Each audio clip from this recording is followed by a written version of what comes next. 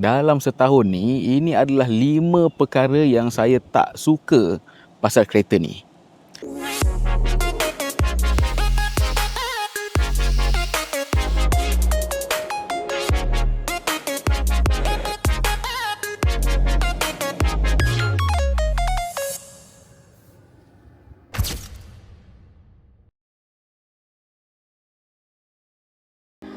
Hai, selamat datang ke Watzai TV. Nama saya Wan Zai dan saya dah hidup selama setahun dengan kereta saya ni, BYD Atto 3 Ultra tahun 2025.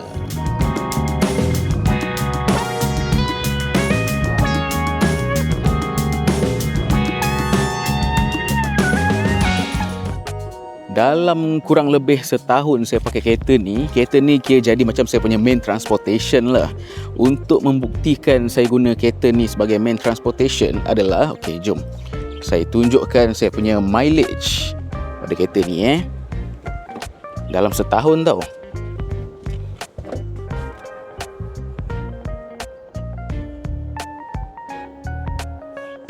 Nampak tu, 34,514 km dalam masa setahun. Macam mana? Banyak kan? Tanpa membuangkan masa, saya nak bagi tahu benda pertama yang saya paling tak suka dekat kereta ni adalah tempat letak handphone. Okey, nak tengok kat mana? Tempat letak handphone dia dekat sini. Biasalah kan, tempat letak handphone dekat tengah-tengah ni kereta-kereta moden buat, biasalah. Tapi kenapa dia menghadap ke depan macam ni Menghadap ke depan, dia tak menghadap ke kita sebagai pemandu penumpang kan? Atau saya letak handphone macam ni, saya tak nampak skrin tu. Betul tak? Alamak, kotor sikit handphone.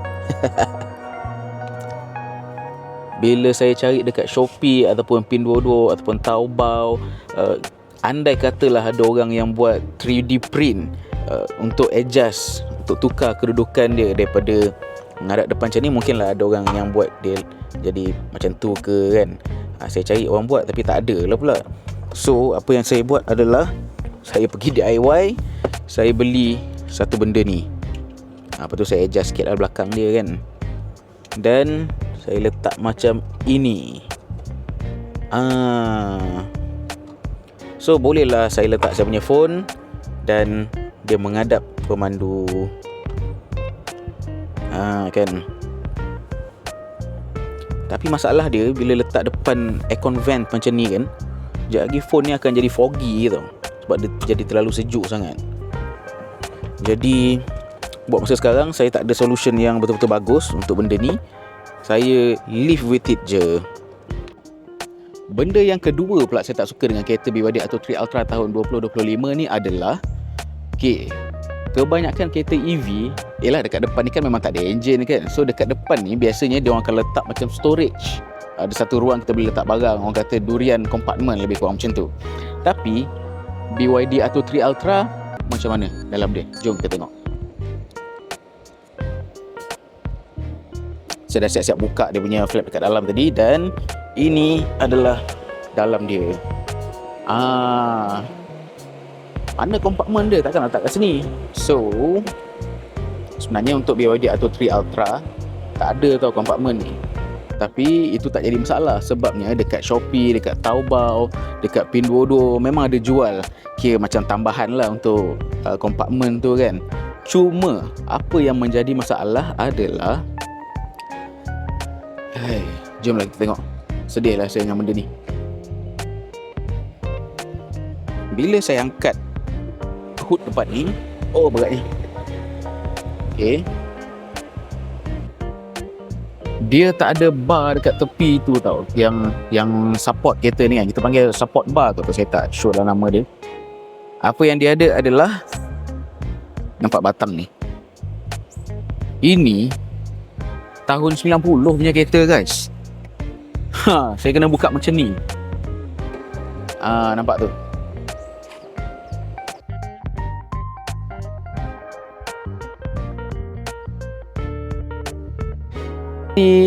Jadi andai katalah saya beli dekat Shopee kan, yang tambahan untuk kompartmen ni adalah saya boleh pasang sendiri. Saya tengok pasang dia senang je. Tapi andai kata saya beli, tapi setiap kali saya nak buka, saya kena angkat dan pasang tongkat dia ni kan. Saya rasa macam menyusahkan saya pula. Jadi atas sebab itu saya pun tak beli dan saya live with it sahaja. Tak ada solution untuk saya. Jomlah kita tutup balik benda ni. Macam mana ni? Sebelah pegang kamera, sebelah pegang batang ni. Apalah, tutuplah kamera. Benda ketiga pula yang saya memang tak suka dengan kereta ni adalah kereta ni tiap-tiap hari dia tipu saya. Dia tipu saya. Dia kata, oh kereta ni boleh pergi lagi 450 km, boleh pergi lagi 300 km. Walhal range tak sampai pun banyak tu. Tiap-tiap hari dia tipu saya. Jom kita tengok sekarang. Nampak tu. Dia cakap dengan saya 48% ni boleh pergi 199 km. 199 km. Wow. Bunyi macam jauh boleh pergi tu. Bunyi macam jauh kan? Tapi tak. Calculation yang biasa saya buat untuk kereta ni setakat saya pakai setahun ni lah kan, 1% dia boleh pergi dalam 3 km. 3 ataupun 3 lebih. Saya ambil minimum lah 3 km kalau mungkin kita tekan lebih sikit kan. So 48% darab dengan 3 146 km sahaja. Tak adalah sampai 199 macam yang dia cakap kat sini kan. So hari-hari saya kena tipu dengan benda ni. Dah lah nak delete tulisan ni tak boleh tau. So kalau saya boleh delete ni, saya delete ni tulisan ni. Mungkin satu hari saya nak tampal selotip kat sini. Saya nampak persen je, cukup lah untuk saya, daripada hari-hari kena tipu dengan dia kan. Untuk pengguna handphone yang ada wireless charging, kat belakang ni ada wireless charging pad dia kan, dia akan happy lah bila kereta ada wireless charging. Tapi saya tak happy. Sebab wireless charging ni kan, bila kita pakai dia agak lama sikit, phone akan jadi panas tau. Apatah lagi sambil kita charge tu, sambil kita buka Waze lah, kita buka YouTube ke kan. So kenapa saya tak suka wireless charging dekat BYD Atto 3 ni? Okay, jom saya tunjukkan. Okay, ini location kita sekarang. Saya dekat Kota Seri Emas Lake Park. Ni tempat jogging kat sini, dekat Kota Seri Emas Nilai Negeri Sembilan ni. Tapi ni sekarang baru pukul 3, tak ada orang lah kat sini kan. Okay, wireless charging tadi Okay, setting dia ada dekat sini tau. Itu wireless charging. Kita boleh on, kita boleh off. On, off. Tapi setiap kali kita offkan kereta, matikan kereta kan, okay, saya keluar, matikan kereta, sekejap lagi saya masuk balik. Lepas 1-2 minit saya masuk balik, dia akan on dengan sendirinya. Okey, kalau macam tu jom kita cuba. Okey, sekarang saya dah off dan kita matikan kereta dan jom kita turunlah.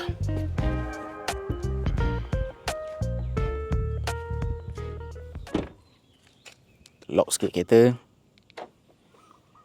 Jom kita pergi jalan depan tu.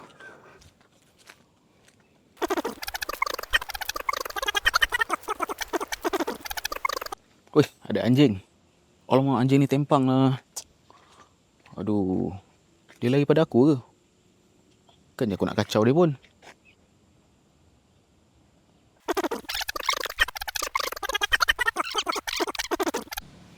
Okay, it's time. Jom kita patah balik ke kereta. Wah, nampak tu. Cantiknya. Kereta siapa ni?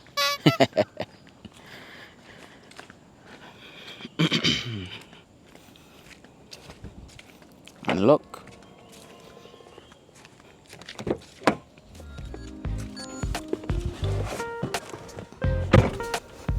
Dia bagi warning.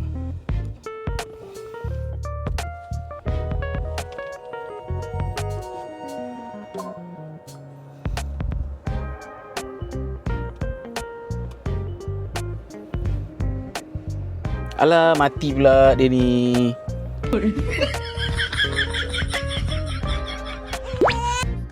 Okay, tadi kan saya gagal nak membuktikan wireless charging ni automatic on bila kita tutup enjin dan onkan enjin nanti kan. So, sekarang saya dah sampai kat rumah setengah pukul 5, 4.30. Saya dah off kan kita punya wireless charging. Jadi kejap lagi saya akan masuk ke dalam rumah dan later saya akan masuk balik ke dalam kereta untuk test. Kita tengok kejap lagi macam mana. Mungkin pukul 5 lagi ke. Masuk rest-rest dulu, nak makan dulu, and then saya test balik. A few moments later. Okey, sekarang pukul 5.50. Saya dah masuk, dah makan, apa semua tadi. Kita pergi test kereta balik.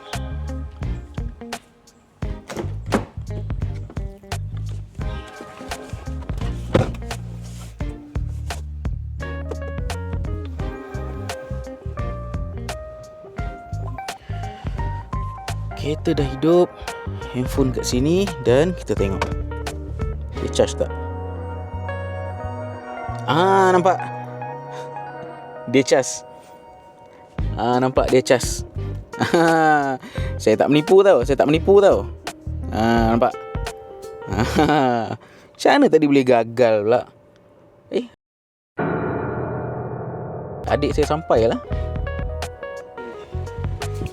Halo. Dengar.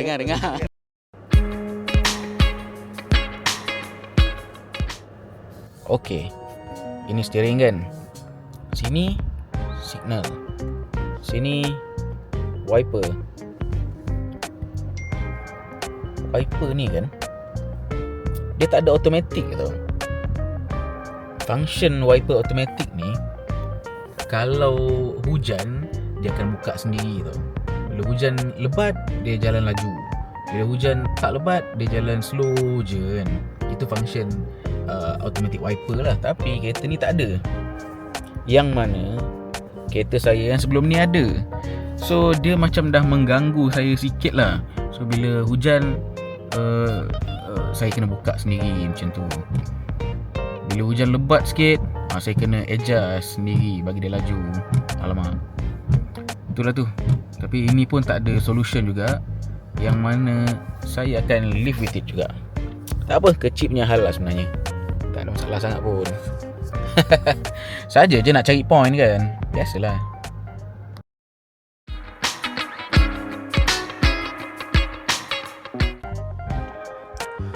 Perkara kelima yang saya tak suka tentang kereta BYD Atto 3 Ultra tahun 2025 ni adalah, saya tak nak cerita, saya nak korang tengok sendiri. Jom, sekarang dalam kereta pun hidup semua, kita matikan enjin. Matikan enjin. Enjin pun tak ada. Okey. Korang saksikan sendiri apa jadi. Saya dah matikan kereta, kunci ada dengan saya, dan korang tengok apa yang jadi pada kereta. Nampak? Korang nampak tak apa yang jadi kat kereta? Dah jauh kan saya pergi kan? Apa yang jadi kat kereta? Tak jadi apa-apa. Dia tak ada walk away locking tu. So, in order untuk lock kereta, saya kena tekan benda ni secara manual. Barulah dia lock. Ini spoil lah, sebab last time saya pakai Honda Civic tahun 2020 pun dia ada walk away locking ni. Kalau barang banyak kita nak bawa kan, sebelah tangan pegang handphone, sebelah tangan pegang kamera, sebelah tangan pegang bag laptop ke, so nak kena juga keluarkan daripada poket, keluarkan kunci kereta, tekan. Itulah rupa kunci kereta. Adakah solution untuk masalah ni? Mungkin later ada solution aftermarket ke kan, kedai aksesori ke, tapi sekarang saya rasa tak ada lagi.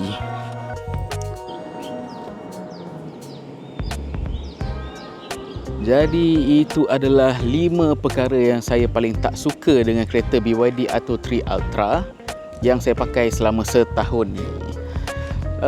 Tapi itu tak membuatkan saya menyampah dengan kereta ni. Saya okey je dengan kereta ni, happy je pakai lepas tahun kan. Sebab itulah saya dah boleh travel sampai 34,000 km dalam setahun.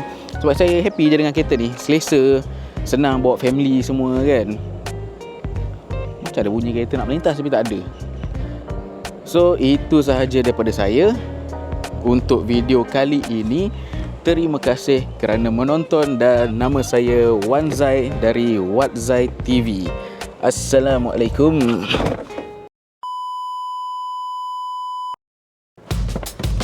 Aduh, sakit kaki kena pintu.